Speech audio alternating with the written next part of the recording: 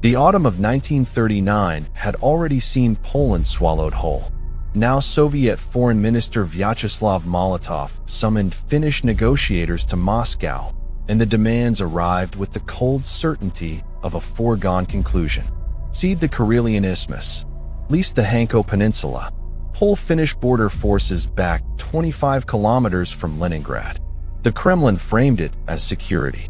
Juho Kusti Paasikivi, the Finnish chief negotiator, understood it as something else entirely. A border repositioned once would be repositioned again. He refused. His delegation refused. Week after week through October and into November, the answer remained no. Stalin needed a pretext. On November 26, 1939, Soviet operatives staged the Mainila shelling incident, a manufactured artillery strike on Soviet soil, blamed immediately on Finland. The accusation was a fiction, but it did not need to be true. It only needed to be useful. Back in Helsinki, Prime Minister Risto Ryti faced the arithmetic of the coming war with clear eyes. Finland counted 3.7 million people. The Soviet Union counted 170 million. The Red Army was not a force Finland could match in steel, in bodies, or in machines. What Finland possessed instead was geography, winter, and the specific gravity of a people who understood that compliance offered no safety. The border would not hold forever. But the question, in those last days of November, was whether it could hold at all. A small democracy had looked into the face of a superpower's ultimatum and said no. Now the Red Army was coming. And the world, watching from the outside, assumed the answer to what happened next was already written. Finland was not so certain.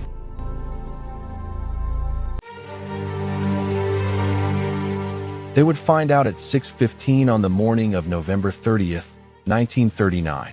Across a front stretching 1,300 kilometers from the Gulf of Finland all the way to the Arctic, the Red Army crossed the border simultaneously. No single thrust, no probing attack. For armies, moving at once. General Kirill Meretskov had assembled approximately 450,000 men and over 1,000 tanks for the opening wave. The 7th Army drove hard toward the Karelian Isthmus, where the Mannerheim line waited in frozen concrete and wire. The 8th and 9th Armies plunged into the dense birch and pine forests of central Finland, columns of trucks and artillery grinding down roads barely wide enough for one vehicle. In the far north, the 14th Army pushed toward Petsamo, advancing through terrain that barely qualified as land. Moscow expected it to be over in 2, perhaps 3 weeks.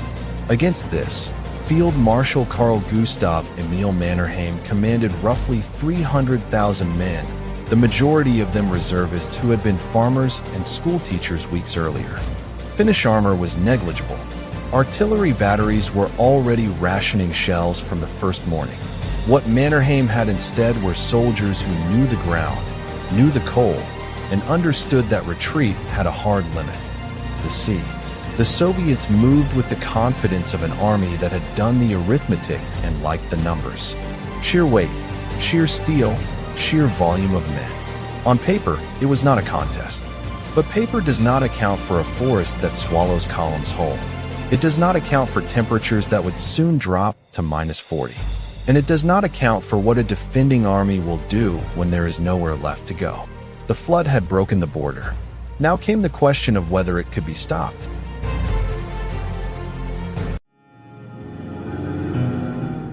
The answer, for December 1939, was yes, but not because of concrete. The Mannerheim line was not the fortress that Soviet propaganda would later claim to have overcome, nor the invincible wall that Finnish voices celebrated. Stretched across the Karelian Isthmus, it was a system of roughly 140 concrete bunkers, most of them small single-gun pillboxes poured in the 1920s, already aging by the time the first Soviet boots crossed the border.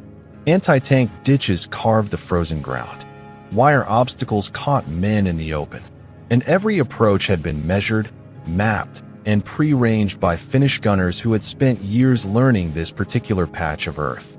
Lieutenant General Harold Oquist's Finnish II Corps held this line against the Soviet 7th Army through the darkest weeks of the Finnish winter. Soviet commanders sent infantry forward in massed frontal assaults, but their tanks and foot soldiers moved without coordination. Artillery preparation was thin, and the men advancing had no reliable sense of what waited for them in the tree. Finnish defenders did. They knew exactly where the wire funneled men. They knew exactly where the ground opened. And when Soviet flanks became exposed, Finnish soldiers moved. On skis, in silence, through forest so dense it swallowed sound. Small units materialized and vanished before the 7th Army could respond. The cold was not merely weather. It was a weapon wielded by men who understood it against men who did not. Wave after Soviet wave broke against positions held by soldiers who had no strategic depth to retreat into, no second country to fall back on. Behind them was home. That is not sentiment. In December 1939, on the Karelian Isthmus, it was a military fact.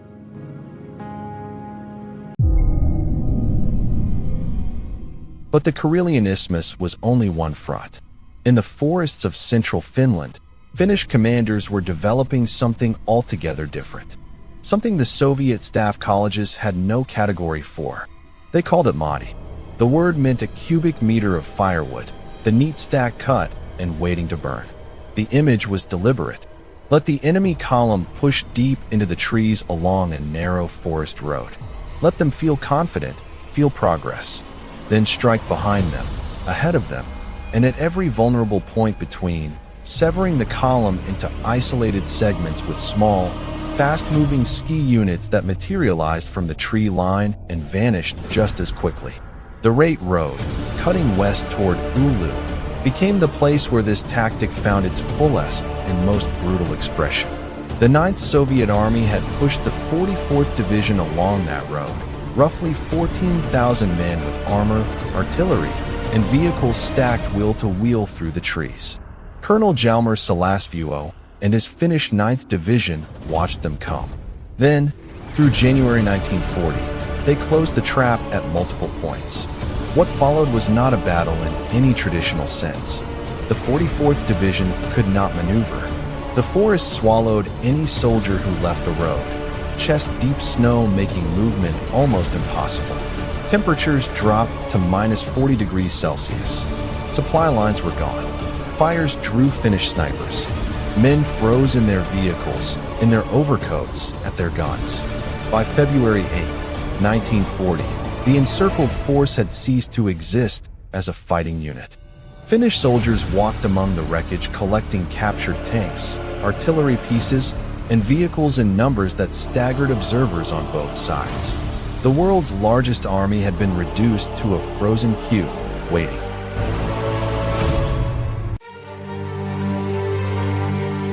That queue was about to be cut to pieces.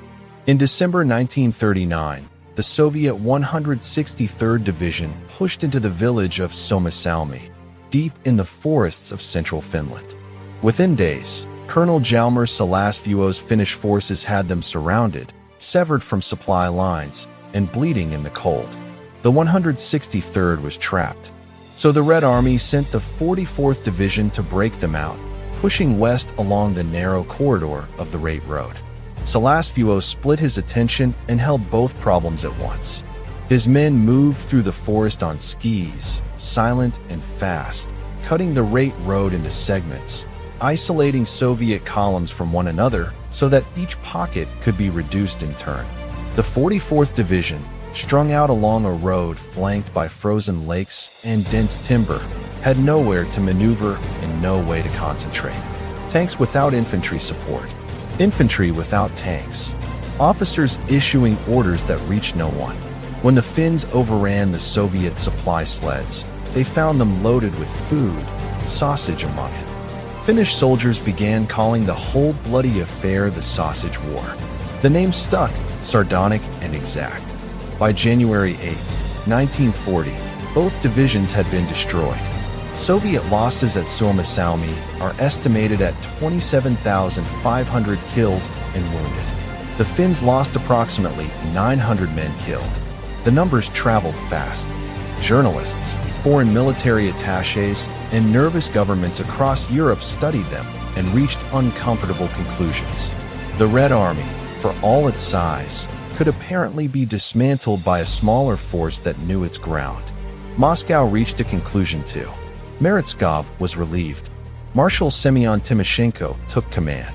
The Soviets would reorganize, reinforce, and return. But Suomussalmi had already told the world something that could not be unsaid.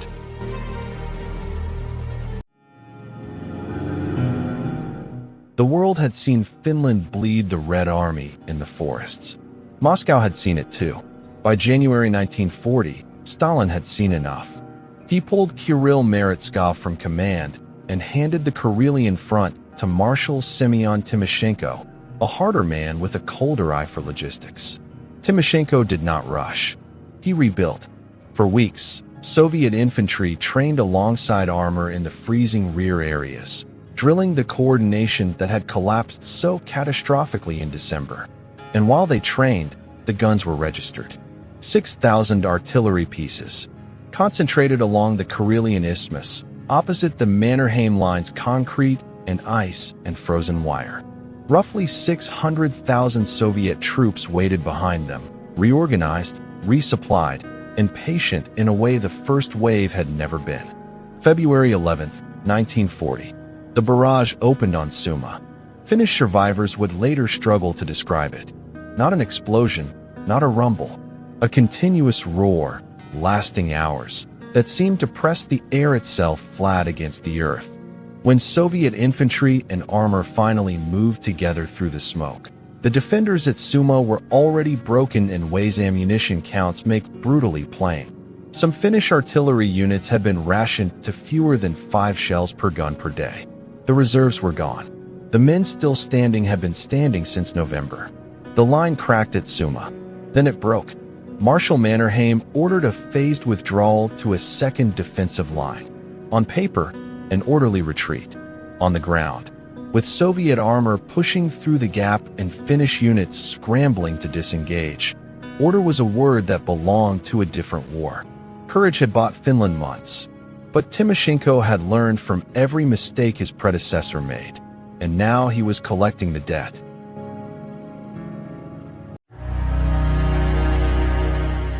The debt came due on March 12, 1940. In Moscow, Finnish delegates set their signatures to a peace treaty that few of them could bear to read aloud. The Mannerheim line was gone. Viipuri, Finland's second-largest city, was gone. The Karelian Isthmus, the Hanko Peninsula, broad stretches of Karelia and Salla, all of it transferred. Approximately 11% of Finland's entire territory surrendered in ink to preserve what remained. The Finnish government had made its calculation clearly. Continued resistance meant not a fighting retreat, but a final collapse, and with it the end of any Finnish state at all. So they signed. What followed was quieter than any battle, and in its way more devastating.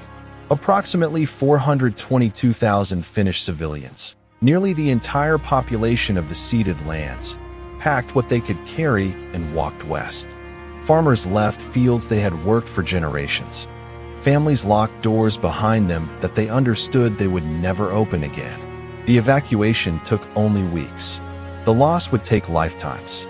The war itself had run 105 days, from November 30th, 1939 to March 13th, 1940. Finland had not been conquered. It had not been absorbed. Its flag still flew. By that measure, and only by that measure, it had survived. But survival and victory are not the same word. The Soviets had paid an enormous price in blood for terrain that smaller nations had defended with almost nothing. Finland had held. Finland had bled the Red Army white across frozen ground and dark pine forests. And Finland had still lost a tenth of its land and nearly 500,000 of its own people. The question that lingered in the silence after the guns stopped was not whether Finland had fought well. It had. The question was what fighting well, in the end, was worth.